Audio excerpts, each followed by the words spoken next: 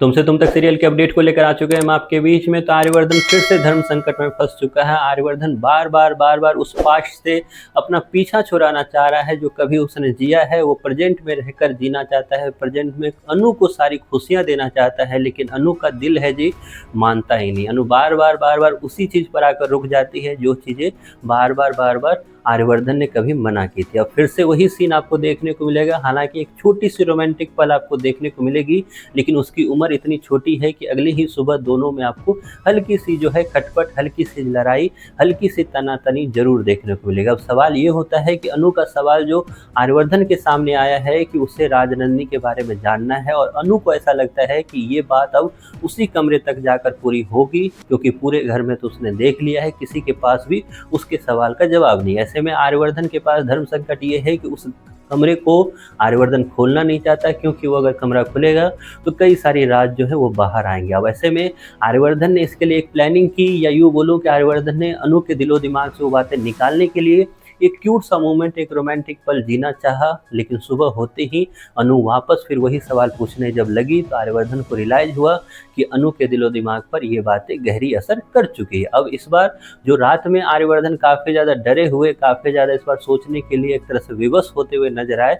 अब आर्यवर्धन निकलने वाले हैं ऑफिस के लिए, और ऑफिस पहुंचकर उनके सबसे अच्छे जो प्रॉब्लम सॉल्वर इंसान हैं, मतलब जिंदे हैं, उनको ये सारी चीज़ बताया जाएगा आर्यवर्धन की तरफ से, और जिंदे के पास हमेशा की तरह फिर से सॉल्यूशन होगा। शुरुआत में जिंदे जहाँ ये बोलते हुए नजर आएंगे कि मैंने बोला था तुझे उस वक्त ही, मंदिर के वक्त ही, अगर उस वक्त ही तुझे समझ में आ जाता तो बात यहाँ तक नहीं पहुँचती। लेकिन क्योंकि अब बात यहाँ तक पहुँच चुकी है तो जिंदे के पास एक प्लान, वो प्लान का हिस्सा हमने आपको कल भी बताया है, इससे पहले भी बताया था कि अनु को इस सारी चीज़ों से दूर करने के लिए एक ही एंगल है, वो है अनु के साथ प्यार किया जाए, अनु के साथ एक अलग से प्राइवेट टाइम गुजारा जाए, जिसके बाद अनु बस तेरे लिए सोचे, मतलब आर्यवर्धन के लिए सोचे, वो और कुछ ना अपने दिमाग में सोच पाया। इसके लिए एक ही ऑप्शन है, एक ही तरीका है, वो है कि तुम दोनों जो हो अपना एक क्वालिटी टाइम बिताने के लिए कहीं दूर कुछ दिनों के लिए चले जाओ। इसलिए अनु और आर्यवर्धन को बाहर भेजते हुए जिंदे के पास प्लान है कि हनीमून का जो प्लान अब तक आपने नहीं देखा है,